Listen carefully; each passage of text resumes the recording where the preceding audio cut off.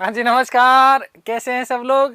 बढ़िया, मज़े में, आनंद में। चलिए, ईश्वर आप सबको हमेशा आनंद में रखें, खूब मज़े में रखें, खूब स्वाध्याय करें, खूब अध्ययन करें, खूब मेहनत करें और अपने कर्म पथ के ऊपर लगातार बढ़ते चलें, बढ़ते चलें, बढ़ते चलें। चलिए, हाँ भाई, उत्कर्ष परिवार 4 मिलियन का हो गया है। ठीक है, शुभकामनाएं के पात्र आप हैं। इसके लिए आपने जितना प्रेम दिया है, जितना स्नेह दिया है, उसके लिए मैं आप लोगों को नमन करता हूँ, प्रणाम करता हूँ हृदय से, और थैंक यू सो मच। चलिए, देखिएगा, मैं बहुत अच्छा हूँ। ठीक है, आप भी, उम्मीद करता हूँ कि आप भी बहुत अच्छे होंगे।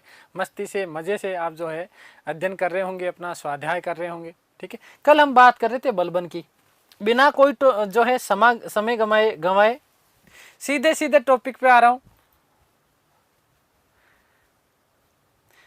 केवल 1 मिनट बात करूंगा बेटा। जजिया कर कैसा था, अभी बात करेंगे बेटा। जजिया कर है ना, वस्तुतः जजिया कर की मुगल काल में बात करने वाला हूं मैं। ठीक है ना। 2 प्रकार के कर बेटा है ना। जजिया कर, गैर मुसलमानों से, हिंदुओं से लिया जाने वाला कर है ना। कौन सा था? जजिया कर। ठीक है, एक तरीके से राजनीतिक कर की श्रेणी में हम लोग रख सकते हैं, क्योंकि फिर आगे जब हम बात करेंगे मुगलों की, तो 1562-63 ईस्वी के दौरान अकबर ने धार्मिक कर से मुक्त घोषित कर दिया था, धार्मिक कर हटा दिया था। ठीक है, आगे बात समझ में। तो एक तरीके से राजनीतिक चौंसलेबाजियां थी। सबसे पहले कासिम के, ये मोहम्मद बिन कासिम के द्वारा सिंध आक्रमण के दौरान जो है वसूला गया था। ठीक है बेटा। जकात, मुसलमानों से लिया जाने वाला कर, उनकी आय का कुछ हिस्सा मुसलमानों से ले लिया जाता था, जकात था बेटा। ठीक है, ब्राह्मणों के ऊपर भी लगाया जाता था। ठीक है, ब्राह्मणों, अभी आगे हम तुगलक वंश की जब बात करेंगे तब उसकी बात करेंगे और ज्यादा। ठीक है बेटा जी। प्रारंभिक समय में ब्राह्मण हो गया, अपंग हो गया, विधवा हो गया, कोई कुबड़ा हो गया, कोई जो है अनाथ व्यक्ति हैं, इन समस्त लोगों से ये कर नहीं लिया जाता था। ठीक है बेटा जी। लेकिन बाद में तुगलक वंश के काल के दौरान जो है इनसे भी ले लिया गया। ठीक है, हमारे राजूड़ी टीम नहीं है यहाँ पर, हमारे मेंदल डी टीम है ना। मेंदर जी है हमारे, है ना। कभी मिलाएंगे लास्ट दिन आपको। चलिए, खूब सारा आशीर्वाद सब लोगों को, खूब सारा प्यार, खूब सारा स्नेह। ठीक है, अब हम क्लास की बात कर रहे हैं। नवरात्रा की आपको भी ढेर सारी शुभकामनाएं। माँ शक्ति आप सबको खूब शक्ति प्रदान करे, खूब पावर हाउस बना दे आपको, और आपकी जितनी भी मनोकामनाएं हैं उन समस्त मनोकामनाओं को माँ शक्ति पूर्ण करे। ये नवरात्रा, ये 9 दिन आपके जीवन में नई उमंग और नई ऊर्जा और जीवन में एक नई सफलता की राह आप लोगों को दिखाएं। ठीक है, मैं कल भी कह रहा था कि हमारी माताएं, हमारी बहनें, ये नव शक्ति, नव दुर्गा का रूप है, तो खूब जो है सम्मान किया करें। चलिए, ठीक है बेटा जी। अभी नवरोज प्रथा की भी बात करेंगे। अब आ जाओ टॉपिक पे। अब कोई किसी भी प्रकार का कमेंट नहीं। ठीक है, अब मैं कमेंट देखूंगा भी नहीं, आप लोगों के सामने चलते रहेंगे, कोई दिक्कत नहीं है। केवल और केवल टॉपिक की बात करेंगे। मैं फिर कह रहा हूं बेटा, थोड़ा लंबा सिलेबस है, हर एक चीज आप लोगों को नहीं पढ़ाई जा सकती, लेकिन वो महत्वपूर्ण चीजें मैं आपको बताने वाला हूं जहां से आपके प्रश्न बनने की संभावना है। तो बलबन से प्रश्न बनने की संभावना 101% है। मेरी किसी कल बहन ने कहा कि गुरुजी बलबन का शासनकाल जो है, ठीक है, बलबन का शासनकाल 1266 है। नहीं बेटा, मैंने तो 1265 ही पढ़ा है। ठीक है, तो मेरे हिसाब से तो ठीक है। और देखिए, हो सकता है कि भाई मेरा ज्ञान इतना नहीं हो, है ना, कहीं मैं भी इंसान ही हो सकता है कि गलत हो, लेकिन मेरा प्रयास ये रहता है बेटा कि आपको कभी भी किसी भी तरीके का कोई गलत तथ्य नहीं दूं। ठीक है, मेरा कोशिश यही करता हूं बेटा। ठीक है, हाँ, उत्कर्ष परिवार 4 मिलियन का हो गया। चलिए, ध्यान से सुनिएगा। बलबन के शासनकाल की बात कर लेते हैं। बलबन का शासनकाल का समय मैंने आपको बताया था, मैंने कहा 1265 से लेकर के 1287 ईस्वी। अब मस्ती से आराम से पढ़ लो। 1265 से लेकर के 1287 ईस्वी तक का जो शासनकाल है, ये किसका शासनकाल है? बलबन का शासनकाल है। देखिएगा, बलबन जो था, गुलाम वंश के अंतिम शासक नासिरुद्दीन महमूद, इस नासिरुद्दीन महमूद के काल के दौरान सर्वे सर्वा बना हुआ था, क्योंकि बलबन ने अपनी पुत्री नासिरुद्दीन महमूद के साथ में अपनी पुत्री का विवाह किया और विवाह करके एक तरीके से सुल्तान का जो छत्र हुआ करता था उस छत्र का प्रयोग बलबन ही किया करता था। बलबन के मूल नाम की मैंने चर्चा करी थी, मैंने मूल नाम बताया मैंने आपको, मूल नाम बहाउद्दीन। मूल नाम इसका क्या मिलता है तो याद रखिएगा कि इसका मूल नाम क्या था बेटा जी, बहाउद्दीन। क्या था? बहाउद्दीन। ठीक है। वहीं इसकी बात करें उपाधि की, ठीक है, तो उपाधि इसको नासिरुद्दीन महमूद ने उपाधि प्रदान की थी। कौन सी की थी? उल्गू खां। उपाधि कौन सी? उल्गू खां या उलूग खां, ठीक है ना, या क्या है? उलूग खां। उलूग खां ये उपाधि दी गई थी किसके द्वारा? नासिरुद्दीन महमूद के द्वारा। किसके द्वारा? महमूद द्वारा दी गई, महमूद द्वारा। खैर देखिए, अब आपका जो प्रश्न आएगा ना वो कहां से आएगा कि बलबन ने लौह एवं रक्त शुद्धि, लौह एवं रक्त शुद्धि,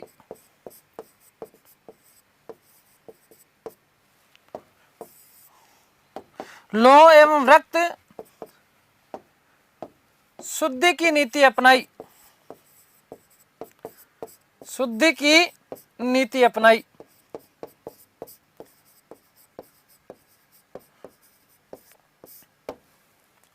लौह एवं रक्त, लौह एवं रक्त क्या है? ध्यान से सुनिएगा। लौह एवं रक्त का मतलब क्या है बेटा? लौह एवं रक्त का मतलब यह कि तलवार के बल पर, किसके बल पर? तलवार के बल पर ये अपने आप को सर्वे सर्वा बनवाया। दूसरा रक्त, रक्त शुद्धि की बात करता है, ये अपने आप को आफरासियाबी, ईरान का सबसे बड़ा राजवंश, सबसे बड़ा अमीर वर्ग ईरान का, जिसे आफरासियाबी कहा जाता था, ठीक है, इस आफरासियाबी का सदस्य बताता था अपने आप को। कौन बताता था बेटा? बलबन।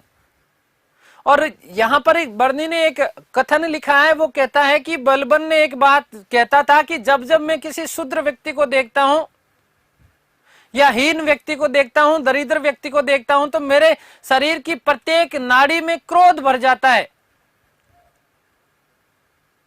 मेरे शरीर की प्रत्येक नाड़ी में क्या भर जाता है? क्रोध भर जाता है। अपने आप को फर्रे इजदी, क्या बेटा जी? फर्रे इजदी जैसी उपाधियों से विभूषित किया। इसने कहा कि सुल्तान बनना कोई सामान्य बात नहीं है। सुल्तान का मतलब सीधे सीधे क्या होता है कि देवता का प्रतिनिधि के रूप में जो है सुल्तान होता है। अल्लाह चाहता है कि इसे सुल्तान बनाया जाए मेरे प्रतिनिधि के रूप में, अपने प्रतिनिधि के रूप में जो है सुल्तान बनाया जाए। तो सुल्तान हर कोई व्यक्ति नहीं बन सकता। बलबन के अनुसार सुल्तान जो था ईश्वर का प्रतिनिधि था, इसलिए अपने आप को इसने कहा नायब ए खुदाई। क्या कहा बेटा? नायब ए खुदाई। आगे बात समझ में? नायब ए खुदाई कहा अपने आप को। किसने कहा? बलबन ने। और बलबन ध्यान रखिएगा कि इल्तुतमिश के समय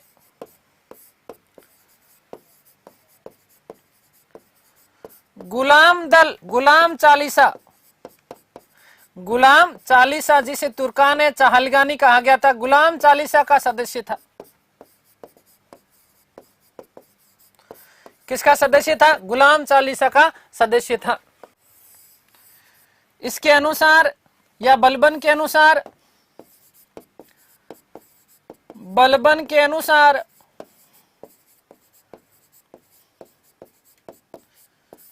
सुल्तान ईश्वर का प्रतिनिधि होता है। सुल्तान ईश्वर का प्रतिनिधि, ईश्वर का प्रतिनिधि होता है। और इसीलिए इसने अपने आप को बेटा जी क्या कहा? ध्यान रखिएगा प्यारे भाइयों और प्यारी बहनों कि नायब ए खुदाई, अपने आप को नायब ए खुदाई कहा। अपने आप को क्या कहा इसने? नायब ए खुदाई, नायब ए खुदाई कहा। ठीक है, जल्दी से स्क्रीनशॉट लो, आगे चलते हैं।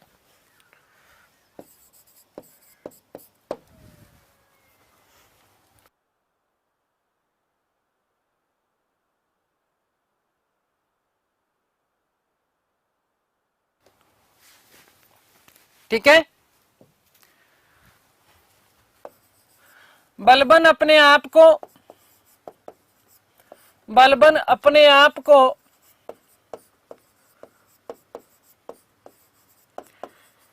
ईरान के अमीर वर्ग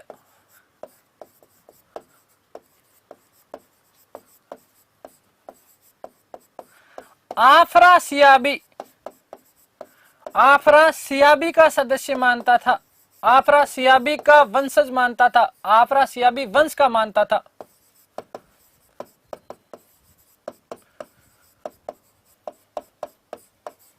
ठीक है, नेक्स्ट बात, दिल्ली सल्तनत का प्रथम ऐसा शासक, इंपॉर्टेंट कर लेना इसको, इंपॉर्टेंट है, दिल्ली सल्तनत का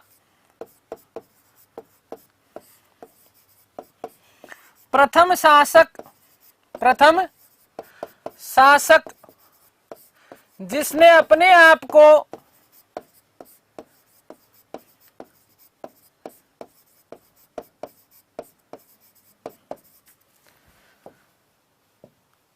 फर्रे इजदी वे जिले इलाही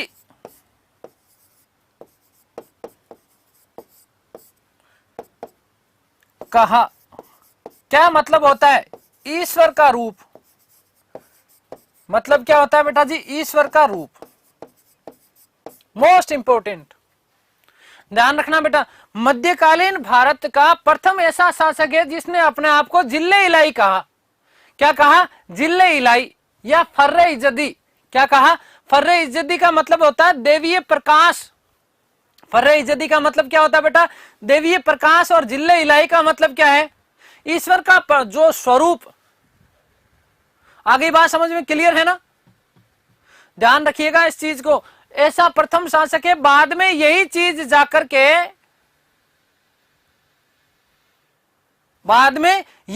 जाकर के मुगल बादशाह अकबर ने इस प्रकार की चीजें अपने आप को फर्रे इज्जदी और जिले इलाई घोषित कर दिया। धार्मिक मामलों में अपने आप को सर्वोच्च बना दिया, अपने आप को सर्वेसर्वा बना दिया। किसने? अकबर बादशाह ने। और वहां पर उसने ध्यान रखिएगा कि अपने आप को केवल इतना ही नहीं, धार्मिक मामलों में सर्वेसर्वा बनाने के बाद में 5 उलेमाओं के हस्ताक्षर से लिखित एक फरमान भी जारी करता था। कौन? बादशाह अकबर। आगे बात समझ में। लेकिन ध्यान रखना बेटा, सल्तनत कालीन भारत में या दिल्ली सल्तनत या मध्यकालीन भारत, देखो एग्जामिनर आपको ऐसे ही फंसाएगा। महजर की घोषणा की थी बेटा, महजर बोलते थे उसको, है ना? तो पहला ऐसा शासक है कौन? बलबन, जिसने अपने आप को फिर्रे इज्जदी या जो है जिले इलाई की उपाधियों से विभूषित करवाया। यहां से प्रश्न बनेगा आपका, बलबन से प्रश्न आता है बेटा। ठीक है, ध्यान रखना इसको। अगली बात कि वेरी मोस्ट इंपोर्टेंट है, देखो जहां पर इंपोर्टेंट लिख रहा हूं ये चीज, ये तथ्य विशेष फैक्ट है, याद रखना कि इसने गुलाम दल या चालीसा दल, है ना, चालीसा दल का दमन किया। चालीसा दल का क्या किया? इसने दमन किया, बहुत बुरी तरीके से दमन किया, है ना। और जितने, ऐसा कहा जाता कि चालीसा दल के जितने भी सदस्य थे, इन समस्त सदस्यों को मौत के घाट उतार दिया गया। बदायूं के गवर्नर बकबक खां, इस बकबक खां को, नाम ही कैसा है, बकबक खां, है ना, इस बकबक खां को समस्त जनता के सामने कोड़ों से पिटवाया। आगे बात समझ में। गुलाम दल का अंत किया। मोस्ट इंपोर्टेंट प्रश्न बनता है आगे, फिर से इंपोर्टेंट याद रखिएगा। यहां से आपका प्रश्न, एक प्रश्न हो सकता है कि आ जाए, देखिएगा कि सुल्तान के पद की सुल्तान के पद की गरिमा बढ़ाने हेतु, पद की गरिमा बढ़ाने हेतु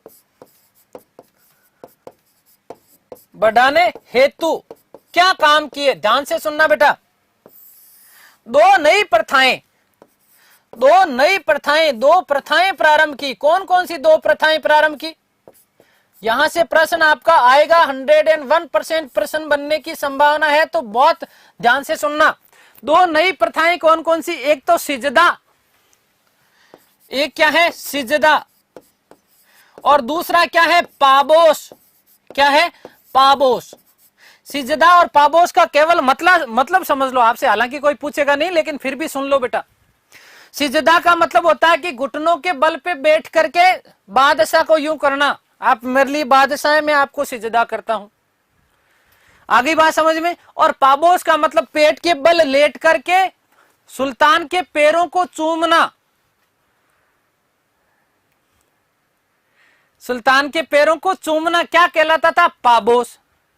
और साथ ही साथ एक नया, ध्यान से सुनना, कि एक इसने नया पर्व मनाना प्रारंभ किया, जो कि फारसी पर्व था, ईरानी कैलेंडर का प्रथम डे माना जाता है, नवरोज। फारसियों का नया दिन होता है नवरोज, है ना। तो नवरोज उत्सव मनाना इसने प्रारंभ किया। नवरोज का शाब्दिक अर्थ नया दिन होता है बेटा जी। क्या होता है? नया दिन होता है। आगे बात समझ में क्लियर है? तो देखिएगा, फिर से इंपॉर्टेंट, केवल वही तथ्य बता रहा हूं जो आपके कहीं ना कहीं किसी ना किसी पेपर में पूछे गए हैं बेटा, वही बात बता रहे हैं हम, ठीक है। तो फारसी उत्सव नवरोज मनाना प्रारंभ किया।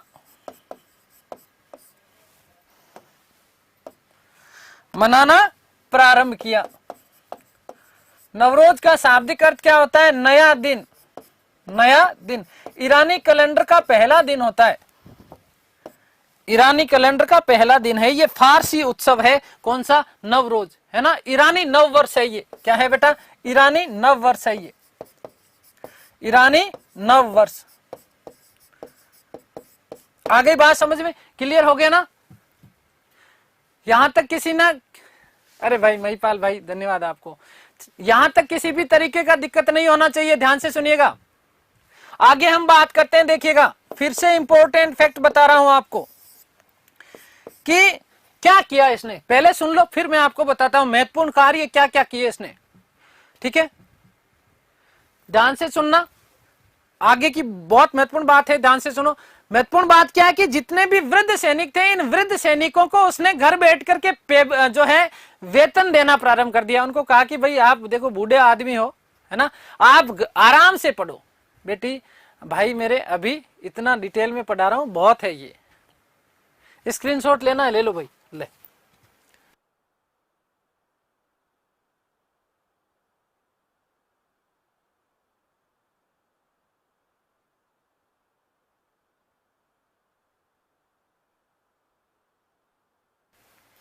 ले लिया।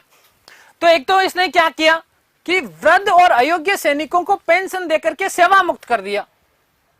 फिर इल्तुतमिश के द्वारा जो इक्ता प्रणाली चला गई थी, इस इक्ता प्रणाली की जांच की उसने, गुप्तचर विभाग की स्थापना की, जिसे क्या कहा जाता था? बरीद। गुप्तचर विभाग का क्या कहा जाता था? बरीद। सेना का एक नई तरीके से इसने संगठन किया और एक सैन्य विभाग की स्थापना की। बेटा काल वाले प्रश्न नहीं आता है, ठीक है ना, आपको सन याद करने की जरूरत नहीं है। पूरे पेपर में मुश्किल से एक प्रश्न मिलेगा आपको, ठीक है ना। ध्यान से सुनना बेटा, कि एक नए सैन्य विभाग की स्थापना की, सैनिकों को अलग तरीके से इसने संगठित किया, वृद्ध और अयोग्य सैनिकों को पेंशन देकर के घर बिठा दिया और नए सैन्य विभाग की स्थापना की, जिसे क्या कहा गया? जिसे क्या कहा गया? महत्वपूर्ण प्रश्न बनता है, ध्यान से सुनना बेटा। दीवान ए अर्ज। क्या?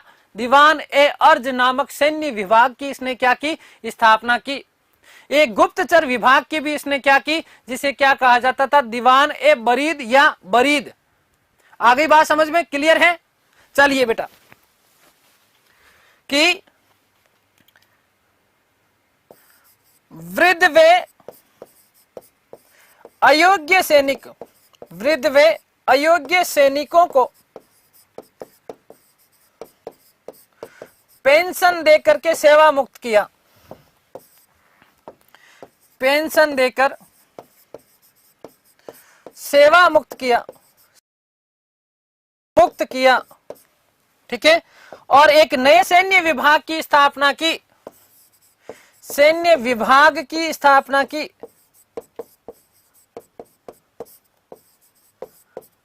सैन्य विभाग की इसने क्या की बेटा जी, स्थापना, जिसे क्या कहा जाता था, दीवान ए अर्ज, दीवान ए अर्ज,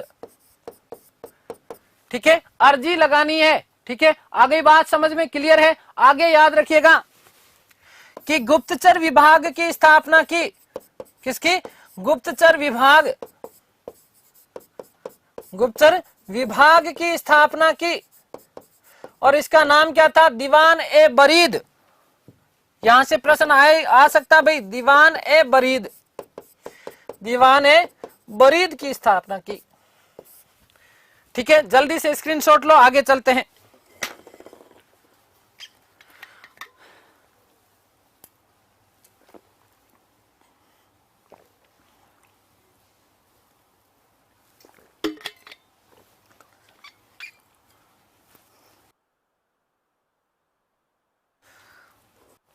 चलिए देखिएगा, देखो बलबन के दो पुत्र थे, बलबन के कितने पुत्र हैं, दो पुत्र हैं। बलबन के कितने पुत्र हैं बेटा जी, दो पुत्र हैं। एक का नाम है बुगरा खां और एक का नाम है मोहम्मद खां, ठीक है ना। एक का नाम क्या है, बुगरा खां, और एक का नाम क्या है, मोहम्मद खां। दो पुत्र है। देखो बड़ा पुत्र है जिसका नाम क्या है, मोहम्मद खां, मोहम्मद खां, और एक का नाम क्या है, बुगरा खां। क्या है, बुगरा खां। देखिएगा ध्यान से सुनना। देखो मंगोलों का आक्रमण होता था, मंगोलों का क्या होता था, आक्रमण होता था। इधर से ये जो पूरा पूरा क्षेत्र है ना, यहां से मंगोल आक्रांता आक्रमण करते थे। और इसीलिए अब दिल्ली सल्तनत को सुरक्षित करने के लिए बलबन ने ये वाली जो सीमा थी, इस सीमा के ऊपर खूब किलेबंदी करवा दी। क्या कर दी, किलेबंदी करवा दी, और यहां पर अपने बेटों को यहां का प्रशासक बना दिया। आगे बात समझ में, याद रखिएगा बेटा, अपने बेटों को क्या बना दिया, यहां का प्रशासक बना दिया। और इसी दौरान मंगोल आक्रांता तैमूर ने 1286 ईस्वी में, किसने, तैमूर ने 1286 में, देखिएगा किसने बेटा, तैमूर ने 1286 में आक्रमण किया। क्या किया, आक्रमण किया। और आक्रमण करने के बाद बड़े बेटे, कौन सा बेटा, बड़ा बेटे मोहम्मद खां को मार दिया। मोहम्मद खां को, मोहम्मद खां को मार दिया। किसने मार दिया, याद रखिएगा, किसने मारा, तैमूर ने मारा 1286 में। और ये बड़ा जो पुत्र था, इस बड़े पुत्र से ध्यान से सुनिएगा कि बड़े पुत्र से बहुत ज्यादा प्यार करता था। कौन प्यार करता था, बलबन। अपने बड़े बेटे की मृत्यु से इतना ज्यादा टूट गया कि इतिहासकार बर्नी एक बात लिखता है कि जब जब उसे समय मिलता, वो लोगों के सामने तो वो जाकर के नहीं रोता, लेकिन अंदर जाकर के वो फूट फूट करके अपने बड़े बेटे के वियोग में रोता था। और इतना ज्यादा टूट गया, इतना ज्यादा टूट गया कि 1287 में अपने पुत्र के वियोग में ही उसकी क्या हो जाती है बेटा, मृत्यु हो जाती है। लेकिन अब यहां मोहम्मद खां से बहुत महत्वपूर्ण प्रश्न बनता है, वो ध्यान से सुनो बेटा। क्या प्रश्न बनता है, सबसे महत्वपूर्ण प्रश्न बनता है कि इसी मोहम्मद खां के दरबार में जब इसे यहां सीमांत क्षेत्रों का प्रशासक बनाया गया था, तो इसी के दरबार में दो व्यक्ति थे। एक तो अमीर खुसरो, जिसे तोता ए हिंद कहा जाता है या तूतिए हिंद कहा जाता है। हाँ बेटा, बिल्कुल शहीद का दर्जा दिया था। और दूसरा अमीर हसन देहलवी जो कि गजल गायक था, जिसे भारत का सादी कहा जाता है। ये दोनों मोहम्मद खां के दरबार में हुआ करते थे। मोहम्मद खां की मृत्यु के बाद में ये दोनों के दोनों इसके पिता बलबन के दरबार में चले गए। वेरी मोस्ट इंपॉर्टेंट प्रश्न बनता है, ध्यान से सुनना। अमीर खुसरो जिसे तोता ए हिंद कहा जाता है। चलिए मैं आपसे प्रश्न पूछता हूं कि अमीर खुसरो ने कितने सुल्तानों का काल देखा? ठीक है, तो याद रखिएगा कि मोहम्मद खां को मार दिया बलबन ने। किसने? बलबन ने उसे शहीद की उपाधि दी। उसे किसकी उपाधि दी? शहीद की उपाधि दी। शहीद की उपाधि दी। चलिए स्क्रीनशॉट लो फटाफट से, 1 सेकंड का समय ले लिया। आगे चलते हैं। नोट कि मोहम्मद खां के दरबार में मोहम्मद खां के दरबार में अमीर खुसरो, नंबर 1 अमीर खुसरो, और अमीर खुसरो को क्या कहा जाता है? तोता ए हिंद। तोता ए हिंद या तूतिए हिंद, क्या कहा जाता है बेटा? तोता ए हिंद। आगे बात समझिए। अरे बेटा अपने बेटे को वो उसने थोड़े ही मारा बेटा, वो तो तैमूर ने मारा था। ठीक है, ध्यान से सुनना कि तोता ए हिंद कहा जाता है। और दूसरा कौन? अमीर हसन देहलवी। अमीर हसन देहलवी, अमीर हसन देहलवी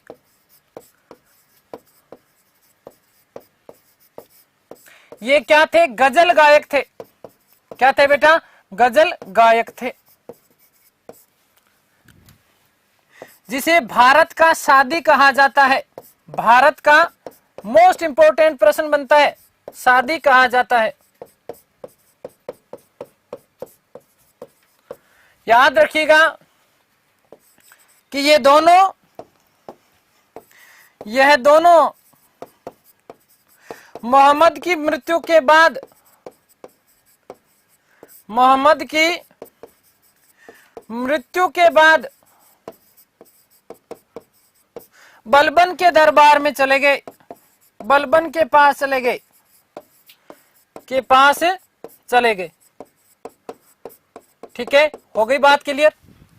याद रखिएगा कि 1287 ईस्वी में पुत्र वियोग के कारण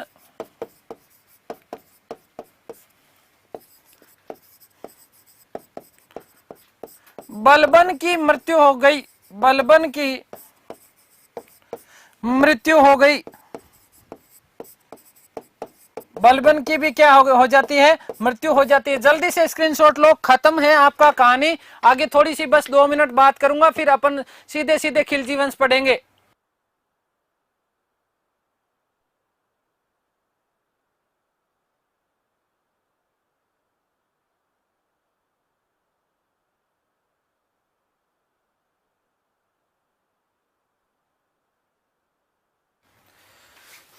ठीक है, अब देखिएगा, बर्नी ने एक कथन कहा है बलबन की मृत्यु के बाद। ठीक है ना, बर्नी ने एक बात कही। क्या बात कही? बर्नी ने कहा कि बलबन की मृत्यु के बाद जो अमीर मुसलमान थे, ये अमीर मुसलमान इतने ज्यादा दुखी हुए कि उनकी मृत्यु के बाद उन्होंने अपने वस्त्र फाड़ डाले। अपने वस्त्र फाड़ डाले। ठीक है ना, और नंगे पांव, कैसे? नंगे पांव जो है बलबन की अर्थी को लेकर के गए। कहां? कब्रगाह तक लेकर के गए। और जब वो लेकर के जा रहे थे तो बहुत बुरी तरीके से रो रहे थे। बहुत बुरी तरीके से रो रहे थे और अपने सिर के ऊपर मिट्टी फेंक रहे थे। कौन? अमीर सरदार। कौन? अमीर सरदार इतने ज्यादा जो थे वो क्या थे बेटा? दुखी थे। आ गई बात समझ में? क्लियर है? चलिए आगे बात करते हैं। लास्ट बात, बस थोड़ी सी चीज समझ लो, उसके बाद हम खिलजी वंश की बात करेंगे। ध्यान से सुनना बेटा। बलबन की मृत्यु के बाद केकुबाद उसका उत्तराधिकारी बना। केकुबाद की यदि हम बात करते हैं तो वस्तुतः बलबन का पौत्र हुआ करता था। बलबन का पौत्र था जिसका नाम क्या था? केकुबाद। क्या नाम था? केकुबाद। इस केकुबाद ने अपने समय में आरिज ए मुमालिक, जो सबसे बड़ा पद हुआ करता था सुल्तान के बाद में, आरिज ए मुमालिक के पद पर उसने जलालुद्दीन फिरोज खिलजी को नियुक्त किया, अपॉइंट कर दिया। और इसी केकुबाद ने एक महल का निर्माण करवाया, एक राजमहल बनाया जिसका नाम था किलूखरी या किलोखरी का महल। हाँ बिल्कुल, 40 दिन तक शोक भी मनाया बेटा, जो है धरती के ऊपर भी सोए, ठीक है ना। इस किलोखरी महल का निर्माण करवाया, कहां पर? दिल्ली में। लेकिन केकुबाद को कुछ समय बाद में ऐसा कहा जाता है कि लकवा हो जाता है, वो अपंग हो जाता है। और उसके बाद में केकुबाद का पुत्र था जिसका नाम था क्यूमर्स। क्या नाम था? क्यूमर्स। ध्यान से सुनिएगा बेटा। केकुबाद का पुत्र था जिसका नाम क्या था? क्यूमर्स। ये क्यूमर्स हालांकि अल्प वयस्क था, केवल और केवल 16-17 साल का था, और इसे क्या बना दिया गया? अमीरों के द्वारा उसे शासक बना दिया गया, क्योंकि केकुबाद को लकवा हो गया, काम करने वाली स्थिति में नहीं है। फिरोज शाह, जलालुद्दीन फिरोज खिलजी ने क्या किया? इस चीज का फायदा उठाया, और फायदा उठाने के बाद में पहले तो पिता को, केकुबाद जी को ऊपर पहुंचाया, और फिर क्यूमर्स को पहुंचाया। दोनों को मार डाला, और मार करके दिल्ली पर एक नए राजवंश की स्थापना की, और इस वंश का नाम क्या था? खिलजी वंश। क्या नाम था? खिलजी वंश। और इसी खिलजी वंश की नींव की डालने की घटना को ही इतिहास में खिलजी क्रांति के नाम से जाना जाता है। किस नाम से जाना जाता है? खिलजी क्रांति के नाम से जाना जाता है। बस 2 लाइनें में लिख रहा हूं, फिर हम बात करेंगे खिलजियों की।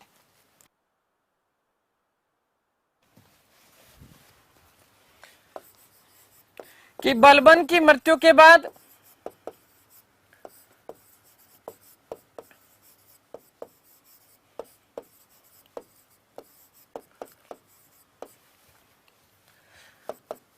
केकुबाद बलबन का पौत्र। अब यहां पर इतिहासकार थोड़ा सा कंट्रोवर्शियल है, यहां पर चीजें क्या है बेटा? कंट्रोवर्सी ये मिलती है कि कई जगह तो बुगरा खां का पुत्र बताते हैं। बुगरा खां यहां पर सुल्तान बनने में वो ज्यादा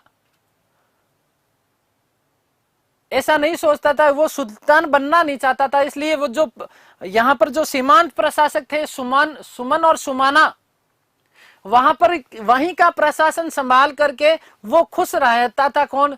बुगरा खां। कई जगह तो बुगरा खां का पुत्र बताया है, कई जगह मोहम्मद का पुत्र बताया, ठीक है। खैर ध्यान से सुनना बेटा। केकुबाद बलबन का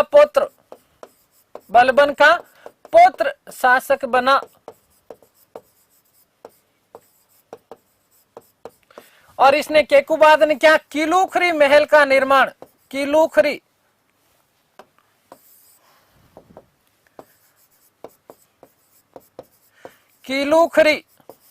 या कई जगह किलोखरी भी मिलता है, एक ही बात है, ठीक है। किलोखरी या किलूखरी, दिल्ली महल का निर्माण करवाया।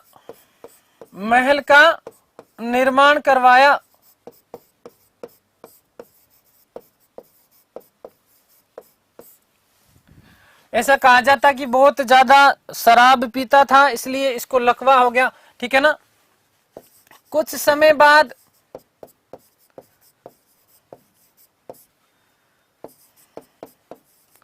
लकवा हो गया, और याद रखिएगा कि इसके समय नायाब ए मुमालिक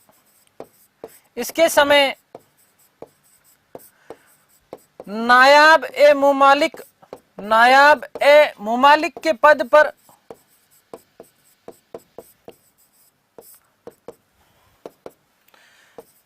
पर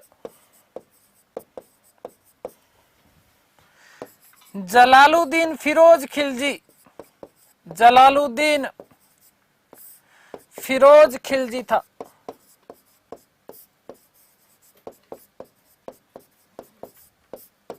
जिसने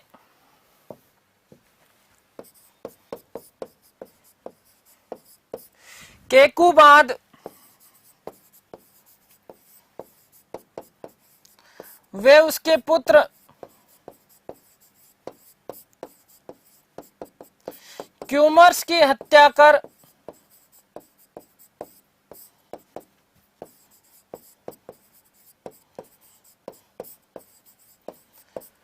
खिलजी वंश की नींव डाली। 1290 में खिलजी वंश की नींव डाली।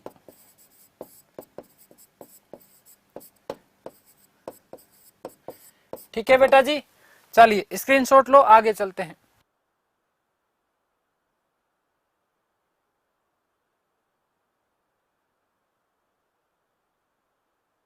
चलिए आगे बात करते हैं हम खिलजी वंश की।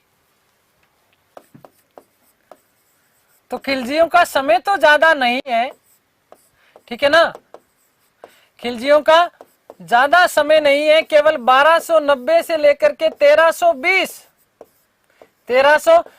ईस्वी तक का ही समय। लेकिन इन्होंने जो 30 वर्ष में जो शासन साम्राज्य स्थापित किया, उस शासन साम्राज्य ने ही भारत में एक नया इतिहास बना दिया। भारत में एक नया इतिहास बना दिया। अभी अभी मैंने आपको कहा कि साहब यहां पर खिलजी वंश की जो नींव डाली गई, इस खिलजी वंश की नींव को ही इतिहास में खिलजी क्रांति के नाम से भी जाना जाता है। अब खिलजी क्रांति के नाम से जाने जाने के पीछे सबसे बड़ा कारण क्या है, केवल समझ लो, सुन लेना बेटा।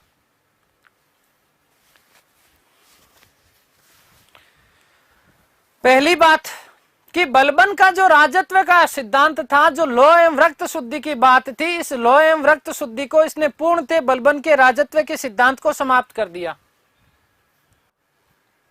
और पहली बार दिल्ली सल्तनत इतिहास काल में ऐसा हुआ कि पहली बार जन सामान्य वर्ग की सहभागिता बढ़ी है। अपने यदि हम बात करें ना, दिल्ली सल्तनत शासनकाल में, संपूर्ण शासनकाल में जो है जलालुद्दीन फिरोज खिलजी एकमात्र ऐसा शासक है जो सबसे बड़ी उम्र में, सबसे लंबी आयु के बाद में क्या बना, शासक बना। तो सबसे बुजुर्ग शासक था। वो चाहता था कि मैं आराम से मेरी रही सही जो जिंदगी है, इस रही सही जिंदगी को मैं काट लूं, रही सही जिंदगी को मैं काट लूं, और अच्छे से काटना चाहता था। वो किसी का भी रक्त बहाना नहीं चाहता था। और विशेष रूप से वो कहता था कि मुसलमानों का रक्त बहाना मेरी आदत नहीं है। तो पहली बार जन सामान्य को सहभागिता मिली। हिंदू या हम बात करें गैर मुस्लिम जो लोग हुआ करते थे, उनको भी यहां सैनिकों के पद पर भी आसीन किया गया। और बलबन और जो बलबन का लोह एवं रक्त की जो नीति थी, उस लोह एवं रक्त नीति को भी क्या कर दिया गया बेटा जी, समाप्त कर दिया गया। यदि हम खिलजी वंश की बात करें, खिलजी कौन है, तो जो है अफगान का क्षेत्र, हेलमंद नदी और हेलमंद नदी के जो निवासी थे वो कहलाते थे खिलजा। खिलजा क्या कहलाते थे, खिलजा। और ये खिलजा जो थे वस्तुतः तुर्कों की कुल 64 जातियां मानी जाती है, 64 जातियां। इन्हीं 64 जातियों में से एक थे कौन है, खिलजी। कौन थे, खिलजी। आ गई बात समझ में, क्लियर है। चलिए आगे बात करते हैं। तो संस्थापक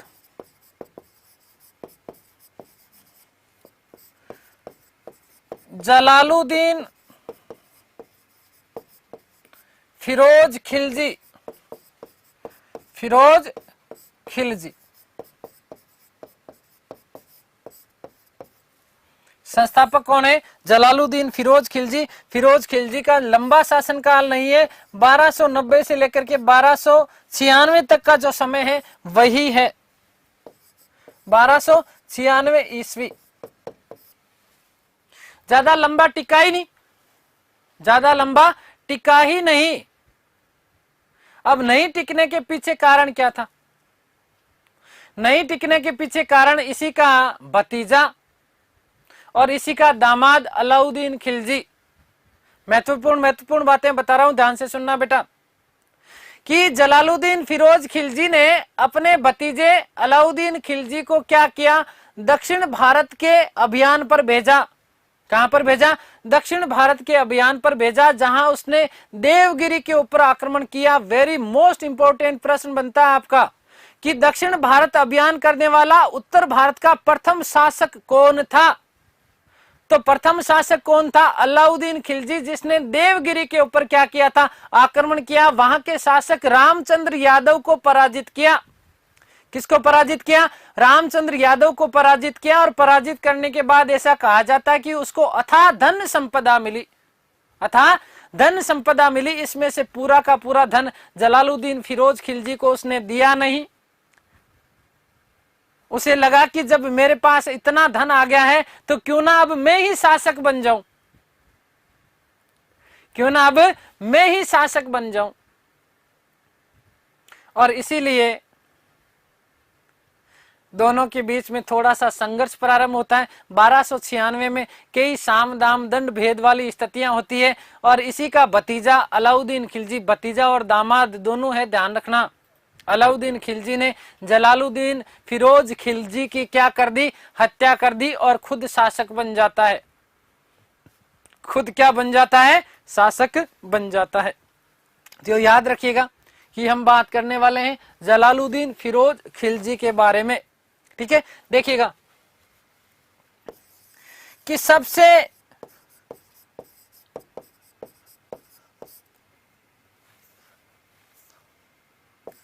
वृद्ध शासक, सबसे वृद्ध शासक दिल्ली सल्तनत में, याद रखिएगा कहां पर? दिल्ली सल्तनत में। दिल्ली सल्तनत का सबसे वृद्ध शासक माना जाता है। ऐसा कहा जाता है कि लगभग 70 वर्ष की आयु में, कितने वर्ष की आयु में? 70 वर्ष की आयु में यह क्या बना? शासक बना। बुढ़ापे में बना था। इसलिए ये इसने क्या करा, क्या क्या किया इसने? परिवर्तन क्या किया? तो बलबन के राजत्व सिद्धांत को बंद किया। बलबन के राजत्व सिद्धांत को बंद किया, सिद्धांत को बंद कर दिया, रोक लगा दिया। पहली बार जन सामान्य लोगों की सहभागिता बढ़ा दी गई। आगे बात समझ में? सिद्धि मौला को अच्छा दंड क्यों दिया? बेटा इतना मैं डीप में नहीं जाना चाह रहा है ना। ये सुनीत भाई पूछ रहे हैं कि सिद्धि मौला को क्यों दिया दंड, तो ध्यान से सुनना। क्यों दिया दंड? उसके पीछे कारण माना जाता है कि इस सिद्धि मौला ने क्या किया था कि इसके राजत्व का विरोध किया और इसके खिलाफ बहुत सारी चीजें करी, लोगों को इसने भड़काना प्रारंभ किया। तो इसीलिए इस सिद्धि मौला को जलालुद्दीन ने हाथियों के पैर के नीचे इसने क्या कर दिया था बेटा? कुचलवा के मरवा दिया। ठीक है, किसी एक को तो दंड देना जरूरी था ना। उलेमा या अमीर वर्ग जो था, इस उलेमा और अमीर वर्ग के महत्व को उसने अस्वीकार कर दिया। देखो यहां पर विशेष रूप से एक, अब जब इतनी बात छिड़ी गई तो फिर से सुन लो। किलूखरी के राजमहल में इसने जो है बेटा ध्यान रखना कि अपना राज्याभिषेक करवाया था। ठीक है, और यहीं पर जो है इसने अपनी एक तरीके से सारा कार्य प्रारंभ किया। ध्यान से सुनना बेटा, क्या बात सुनना। अलाउद्दीन खिलजी ने एक बात कही, और वस्तुतः ये बात सबसे पहले जलाल ने बात कही। क्या बात कही? उन्होंने कहा कि मैं वही करूंगा जो राज्य हित में होगा, मैं वही करूंगा जो राज्य हित में होगा, मैं वह नहीं करूंगा जो धर्म के हित में होगा। यहां पर कथन मिलता है। और इसीलिए तो खिलजियों ने यह साबित कर दिया बेटा जी, क्या साबित किया? कि राज्य को धर्म की सहायता के बिना भी संचालित किया जा सकता है। उलेमा वर्ग के महत्व को अस्वीकार कर दिया। उलेमा से या खलीफा से सनद प्राप्त नहीं करते थे।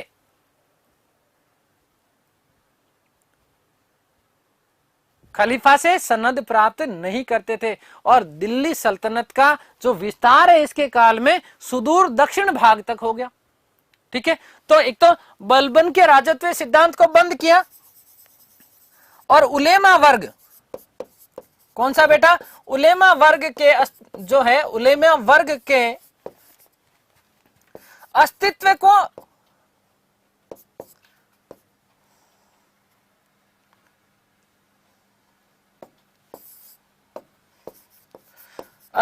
को अस्वीकार कर दिया, अस्तित्व को इन्होंने क्या कर दिया, अस्वीकार कर दिया।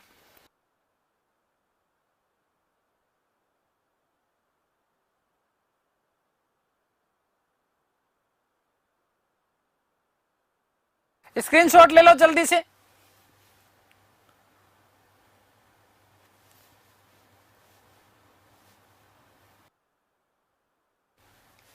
ठीक है,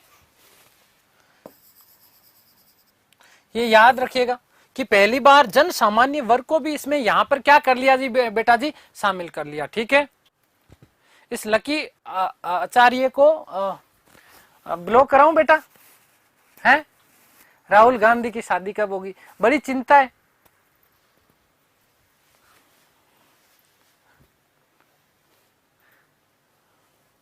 पढ़ ले, राहुल गांधी काम नहीं आएगा,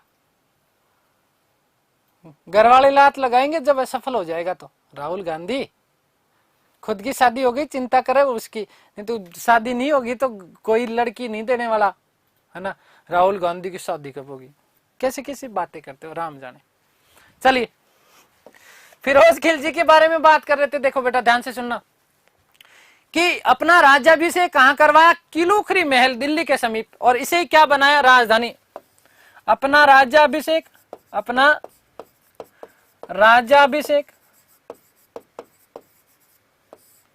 किलूखरी महल में करवाया और इसे ही अपनी राजधानी बनाया, इसे ही अपनी राजधानी बनाया। आगे बात समझ में क्लियर है ना। 70 वर्ष की आयु में शासक बना था, 70 वर्ष की आयु में शासक बना। सबसे बुजुर्ग शासक माना जाता है, याद रखिएगा, सबसे बुजुर्ग शासक माना जाता है कौन, जलालुद्दीन फिरोज खिलजी। सबसे जो है वृद्ध शासक माना जाता है। और एक थोड़ा सा इसका याद रखना, क्योंकि हमने बलबन के राजत्व के सिद्धांत की नीति बात करी है, तो इसकी जो शासन नीति थी वो आंतरिक शासन की नीति थी। आंतरिक शासन की नीति का मतलब ये होता है कि सभी को प्रसन्न रखने की नीति। आगे बात समझ क्लियर है। चलो छोड़ो बेटा, पढ़ने पे ध्यान दो। सभी को प्रसन्न रखने की नीति, है ना। शासन नीति इसकी कौन सी थी, शासन नीति कौन सी है बेटा, याद रखिएगा। तो शासन नीति का ध्यान रखिएगा कि आंतरिक शासन नीति क्या है, आंतरिक शासन नीति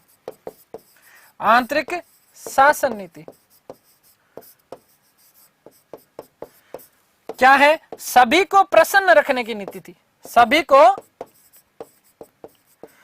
प्रसन्न रखने की नीति।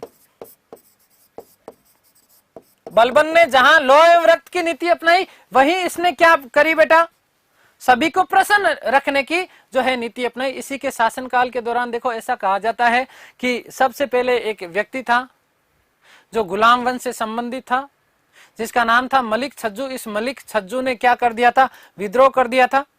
मलिक छज्जू ने क्या कर दिया था, विद्रोह कर दिया था।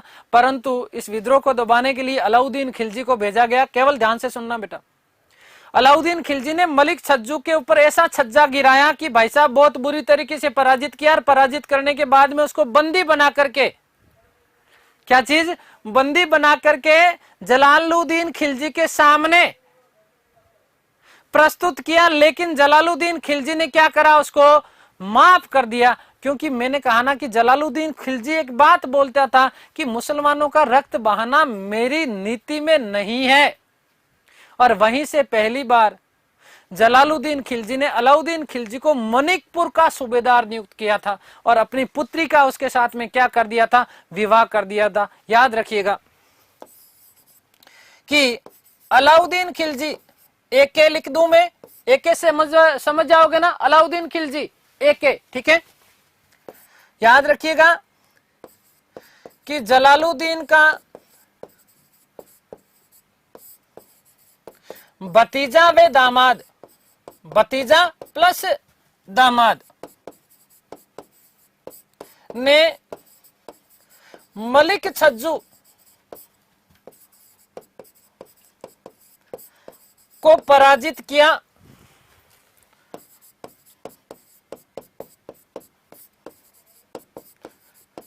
पराजित किया तो देखो क्या करा, जलालुद्दीन ने उसे मनिकपुर का सूबेदार बनाया। मनिकपुर यूपी बेटा, मनिकपुर का सूबेदार बनाया। का सूबेदार, जल्दी से स्क्रीनशॉट लो फिर आगे चलते हैं। सूबेदार बनाया।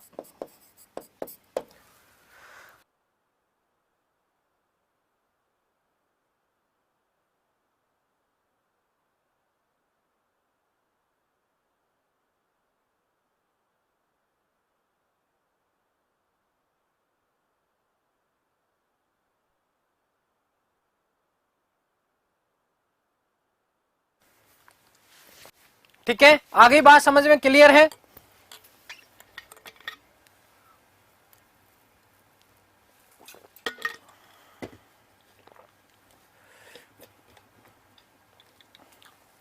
देखिएगा, जलालुद्दीन फिरोज खिलजी प्रथम ऐसा शासक था जिसने एक तरीके से रणथंबोर के ऊपर क्या किया, आक्रमण किया। हम बात यहां पर करेंगे जायन के युद्ध की, बहुत महत्वपूर्ण युद्ध है। उसके बाद हम सीधे सीधे अलाउद्दीन खिलजी की तरफ बढ़ जाएंगे। ध्यान से सुनना। हाँ बेटा सुखी, क्या हुआ? ध्यान से सुनना बेटा। जायन का युद्ध लड़ा गया 1291 ईस्वी में, जो कि जलालुद्दीन फिरोज खिलजी वर्सेज हमीर देव। कौन है? हमीर देव रणथंबोर के चौहान शासक हुआ करते थे। वीर राठौड़ जेके ने, जलालुद्दीन खिलजी ने क्या किया? जलालुद्दीन खिलजी ने यह किया कि रणथंबोर किले का जो है क्या डाल दिया, घेरा डाल दिया। क्या डाला?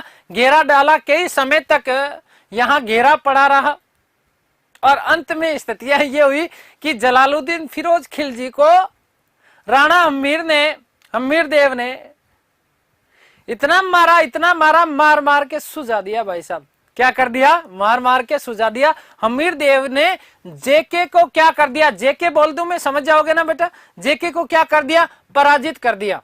बहुत बुरी तरीके से धोया जेके को। किसने? राणा हमीर ने। अब पराजित होने के बाद में करता क्या करता? पराजित होने के बाद में जेके ने एक कथन कहा। अब देखो, खसियानी बिल्ली खंबा नोचे, खसियानी बिल्ली खंबा नोचे। एक बात कही उसने, क्या कहा कि मैं मुसलमान के सिर के एक बाल की कीमत ऐसे 100 दुर्गों से ज्यादा समझता हूं। अंगूर खट्टे थे। आगे यहां घूमड़ा कर दिया भाई। ध्यान से सुनना बेटा, कहानियां सुनाने के लिए समय नहीं है ना अभी, थोड़ा ठीक है, इतना ही ध्यान रखो, ठीक है ना। तो पराजित होने के बाद में अब वहां तो मामला बैठा नहीं, है ना, मामला बैठा नहीं। तो अब गुस्सा उसको जेके को कहीं ना कहीं निकालना था। इसलिए पराजित होने के बाद में जेके ने, जलालुद्दीन खिलजी ने कई अनेक हिंदू मंदिरों को तोड़ा। मैं लिख रहा हूं बेटा जाइन युद्ध। कौन सा? जाइन युद्ध। कब? 1291। किसके मध्य?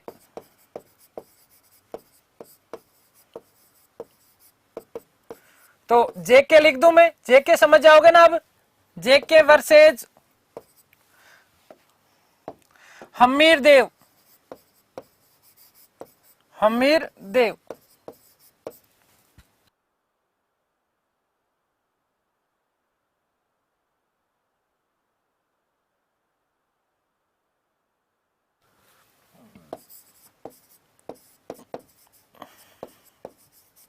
रणथंबोर के चौहान शासक थे ये। जेके पराजित हुआ। क्या हुआ? पराजित हुआ। और पराजित होने के बाद जेके का क्या है कथन कि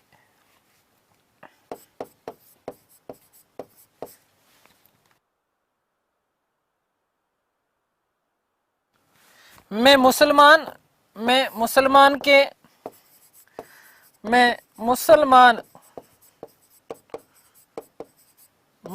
के सिर के एक बाल की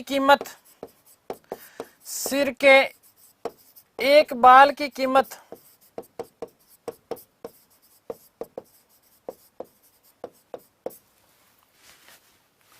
ऐसे 100 दुर्गों से ज्यादा समझता हूं।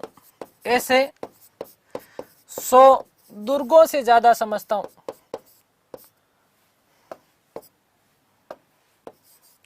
दुर्गों से ज्यादा समझता हूं।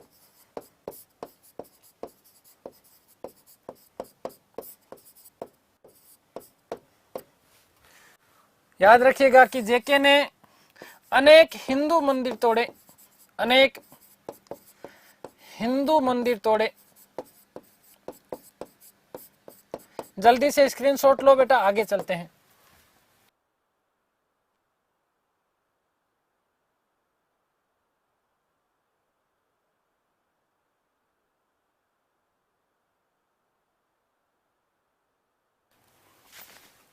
लास्ट बात,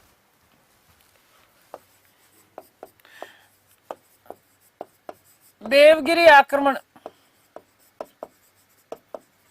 मैं समझा चुका। देवगिरी महाराष्ट्र में है। कहां पर है बेटा? महाराष्ट्र। और देवगिरी आक्रमण कब किया गया? 1294 ईस्वी में। कब किया गया? 1294 ईस्वी में किया गया। यहाँ का जो शासक था वो रामचंद्र यादव। अलाउद्दीन खिलजी ने जेके की अनुमति, हालांकि उल्लेख ये मिलता है कि जेके की अनुमति नहीं ली थी। किसने? अलाउद्दीन खिलजी ने। और अलाउद्दीन खिलजी ने क्या किया? यहाँ पर आक्रमण किया और आक्रमण करने के बाद में रामचंद्र यादव को पराजित किया। याद रखना कि उत्तर भारत का प्रथम राजवंश खिलजी राजवंश, जिसने दक्षिण भारत के ऊपर अभियान किए। वेरी मोस्ट इंपोर्टेंट, याद रखिएगा बेटा। ठीक है, आगे बात समझ में क्लियर है? चलिए, कब हुआ? 1294 ईस्वी। देवगिरी के शासक रामचंद्र यादव व अलाउद्दीन खिलजी के मध्य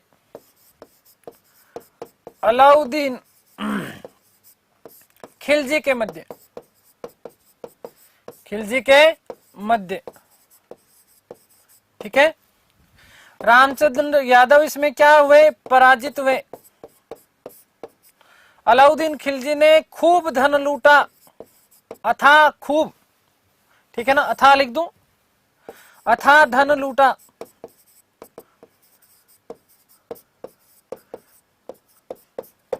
अथाह धन लूटा। आगे बात समझ में, याद रखिएगा कि उत्तर भारत का प्रथम राजवंश, मोस्ट इंपोर्टेंट है, याद रखिएगा, उत्तर भारत का प्रथम राजवंश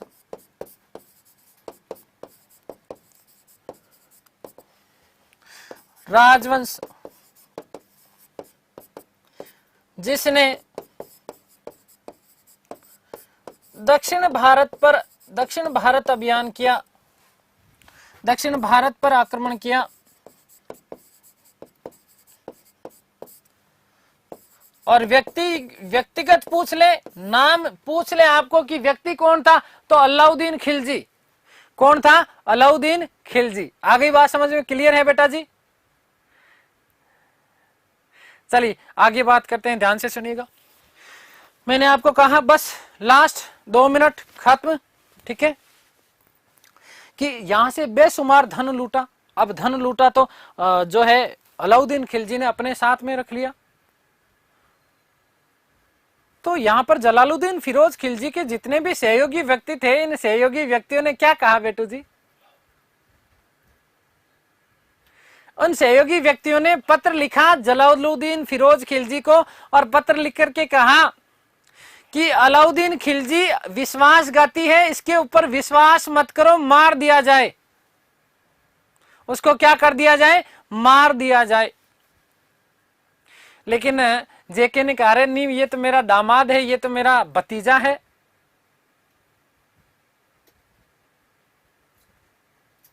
इसको कैसे मार दूं? लेकिन कुछ समय बाद में चीजें, अच्छा स्क्रीनशॉट लेना, ले लो बेटा। कुछ समय बाद में ये चीजें वैसे ही चलती रही। जलालुद्दीन फिरोज खिलजी ने, किसने? जलालुद्दीन फिरोज खिलजी ने, जलालुद्दीन फिरोज खिलजी को अलाउद्दीन खिलजी ने एक क्या लिखा? एक पत्र लिखा। क्या लिखा? पत्र लिखा। और पत्र लिख करके कहा कि देखो ससुर जी, चाचा जी, मेरी गलती हो गई है, मैं गलती नहीं, गलता हो गया मेरे से, मैं आपसे माफी मांगना चाहता हूँ, मनिकपुर आ जाओ मेरे से मिलने के लिए कड़ा में, वहीं पर पे हम मिलते हैं। मैं आपको जितना जो जो धन होगा वो धन आपको मैं वापस लौटा दूंगा जो मैंने जो है देवगिरी आक्रमण से लूटा है। तो यहीं पर कौन आता है? बुजुर्ग व्यक्ति जिसका नाम क्या है? जलालुद्दीन फिरोज खिलजी। अब जलालुद्दीन फिरोज खिलजी से देखो सामने मिलने आया कौन? अलाउद्दीन खिलजी। एक लिख दूं, इस एके का एक सहयोगी था, उस सहयोगी का नाम क्या था? इख्तियारुद्दीन हुद। क्या नाम मिलता है? इख्तियारुद्दीन हुद नाम मिलता है। और दोस्तों चाचा से गले मिलता है कौन? अलाउद्दीन खिलजी। इस तरीके से गले मिलता है और जैसे ही चाचा गले मिलते हैं अंदर से छुरा घोंप देता है कौन? कौन?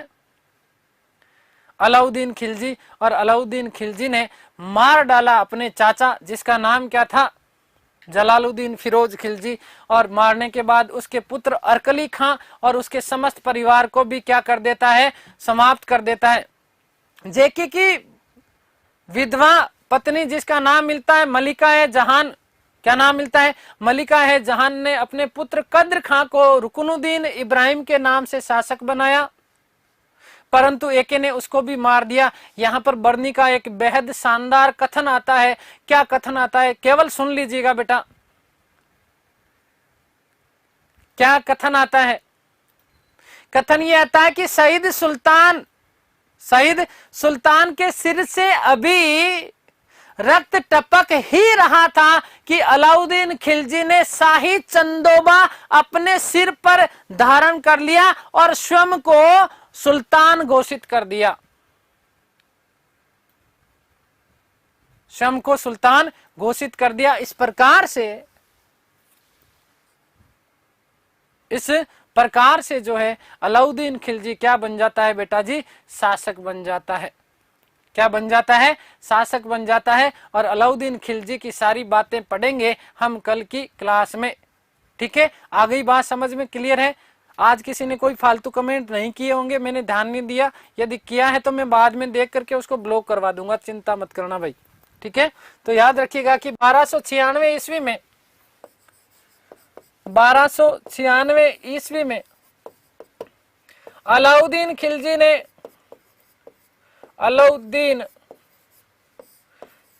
ने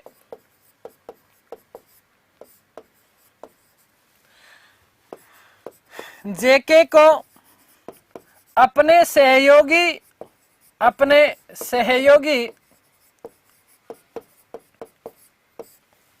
और सहयोगी का नाम देखो पूछा जा सकता है बेटा। ठीक है ना? क्या नाम था? इख्तियारुद्दीन हुद। ठीक है ना? क्या नाम था बेटा? इख्तियारुद्दीन हुद। ठीक है ना? उसकी सहायता से क्या कर दिया? मार दिया।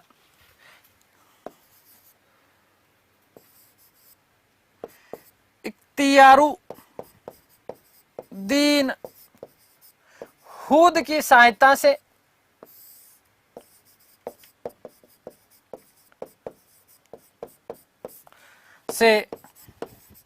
मार डाला।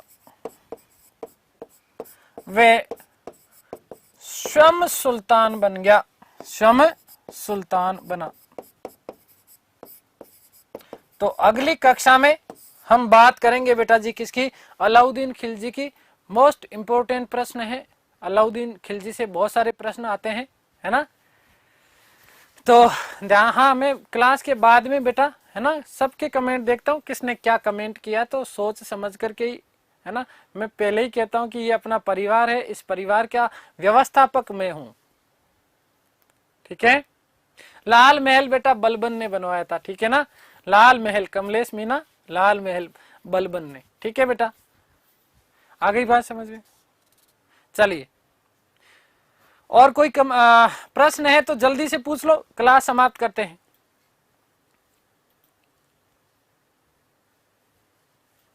बहुत बड़े बड़े दिखते हैं कमेंट बेटा, पूरी डिस्प्ले पे आपके ही कमेंट दिखते हैं। चलिए, और कोई डाउट तो नहीं है। सूचना सहायक का बैच बेटा अभी कब, कहाँ वैकेंसी नहीं है सूचना सहायक की।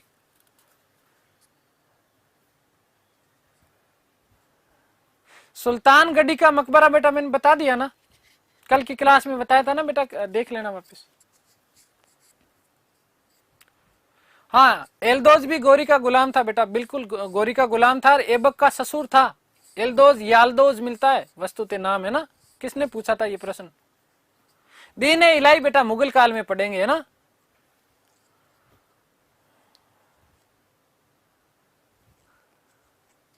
अरे सिर के बाल और दाढ़ी के बाल क्या फर्क पड़ता है? तुम भी कैसी कैसी बातें, ये कई बार क्या है कि इसकी टोपी इसके सर, इसकी टोपी इसके सर काम कर देते हैं। सिर के बाल दाढ़ी के बाल क्या फर्क पड़ता है उसे?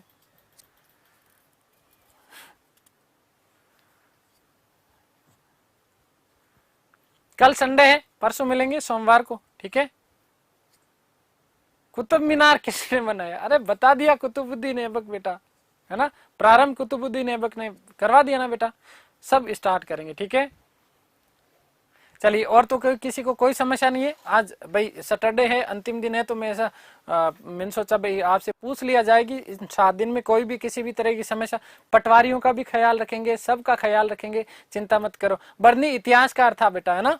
आगे पढ़ेंगे बर्नी का हम, और पढ़ेंगे जो है तुगलक वंश के दौरान, ठीक है।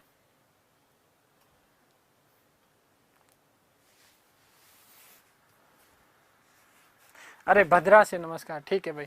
चलो, कोई समस्या नहीं है, ठीक है।